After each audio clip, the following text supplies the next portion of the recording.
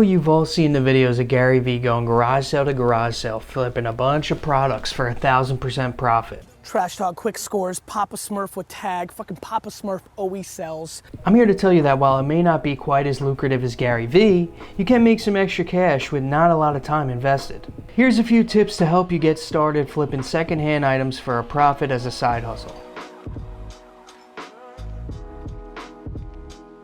While you may be on the hunt for anything and everything to flip, it makes things easier to focus on one category. Don't get me wrong, if someone offers me 20 printer cartridges for free, I'll flip them on eBay, but the next day I'm not going to go searching for toners. To avoid burnout and keep things fun, I would suggest focusing on product that you're interested in. Thus, you already have a knowledge of the product and what things go for, and if you had a hard time selling, you wouldn't mind keeping it. For an example, if you're a photographer, maybe selling camera lenses and bodies would be great because you know what they usually go for, and if you have an extra lens, you could just add it to your arsenal instead of having a hard time not selling it. There are many ways to acquire things to flip. My personal favorite is word of mouth. You let your friends, family know you're interested in a particular type of product, and usually people will reach out to you first if they have something they know you're interested in. I typically find that I get better deals when I'm working with people I know or acquaintances rather than strangers on the internet or someone I met on Craigslist or a newspaper. Estate sales are also a good place to find some stuff. I personally use estatesales.net. They have online listings and in-person listings. The online listings are okay, but you're mainly going to pay around retail for stuff because everybody has access to it. And the in-person listings, ever since COVID, take a really long time. If you're not there early enough, you may be 20 to 40 people behind and they only let 3 to 4 people in at a time. So if you're looking for a particular item, someone in front of you may be looking for the same item and buy it ahead of you. Craigslist ads and local papers, sometimes you have someone selling a whole collection in bulk. This is a great opportunity to score a good deal. I prefer to buy multiple items at once if someone's advertising a lot or they have, someone who passed away who collected a bunch of stuff. Not that you're trying to take advantage of them, but you're adding value by taking everything all out at once and they don't have to worry about it. So look for somebody selling anything in bulk. Of something you're interested in. You don't want to just buy bulk of anything that you're not interested in. That's not the way to go. You also find hidden gems in Craigslist sometimes. I look for ads without pictures. Sometimes someone who's really lazy, they're just looking to get something out. You get a good deal. And keep in mind, while they're asking high prices, you could always negotiate on Craigslist, but it's not my favorite route to go. Facebook Marketplace also has some options. There's always some hidden gems in there, but it's not guaranteed. I like to look at Facebook Marketplace at least once a day. Let's just browse it for 20 minutes, see what's out there. It's interesting and it's kind of like the thrill of the hunt. You see if you find something you like and you might find some deals out there. Also, Facebook Marketplace is negotiable as well. So if somebody's asking full price, you might be able to get them down a little bit if you have cash today. So that always works.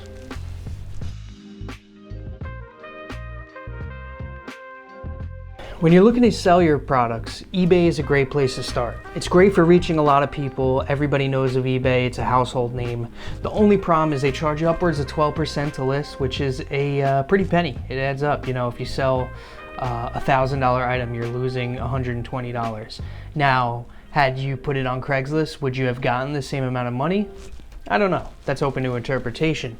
But just to keep in mind, you also have to ship product, which costs money. You could always pass on the shipping cost to your customer. And you also need feedback. It's not easy to sell stuff if you have zero feedback. Some tips for getting feedback will be selling small, cheap items, maybe stuff around the house you're looking to get rid of. Just start building the sales. Maybe reach out to the people who bought your stuff after they've received it just to check in. Maybe this will ping them to do some feedback for you.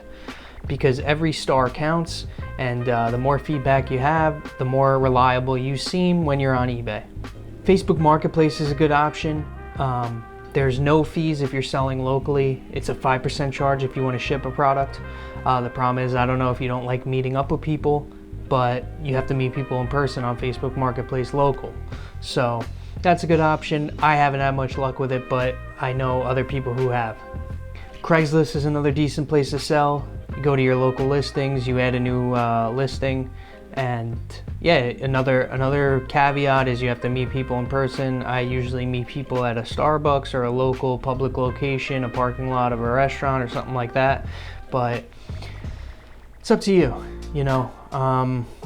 You may not get top dollar, but it's also another way to get in front of a lot of eyes, but it's segmented to your local region. So that's why I prefer eBay, because I hit all of America. I personally don't ship internationally, but you could do that as well. It's just a little extra work.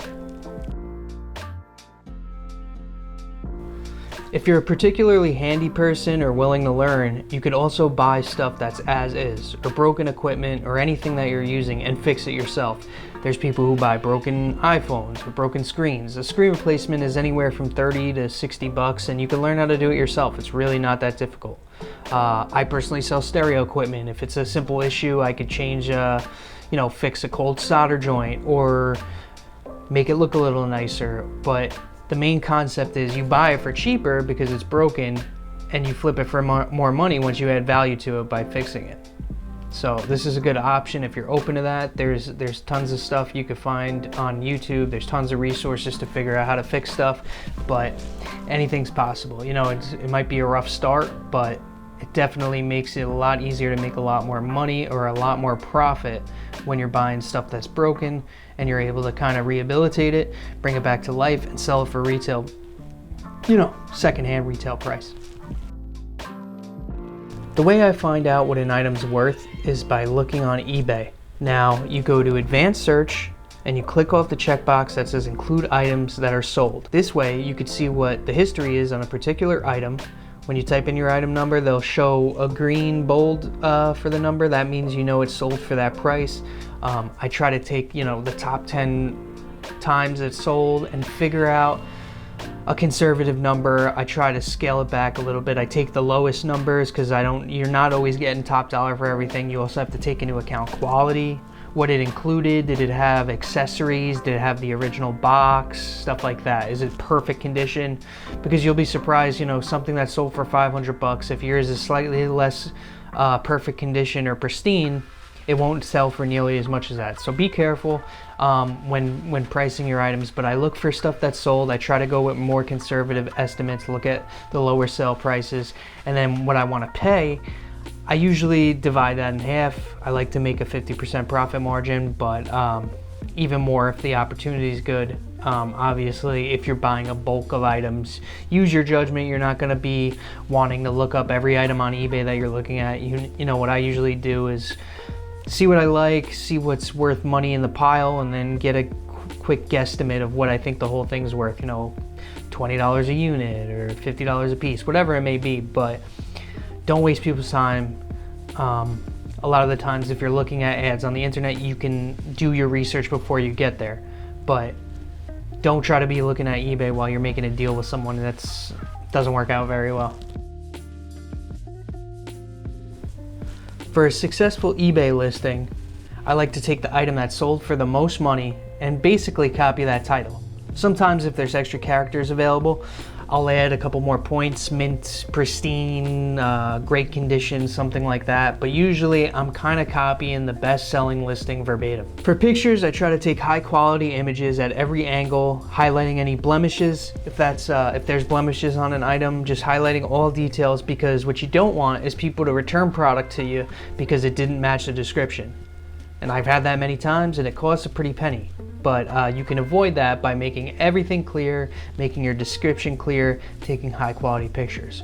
Also, if you want a professional look, you could go to Michael's and buy like a roll of white paper for like $10. It's 36 inches wide, 4 feet long. I tape it to my wall, and I have a nice white backdrop that I could take with my camera. You can use your iPhone, use some free photo editing software, but really get some nice pristine images to really draw up your listing and make it look interesting, For the description, I like to include everything I know about the item's condition, its functionality, any blemishes I know of, point of anything the customer should be aware of.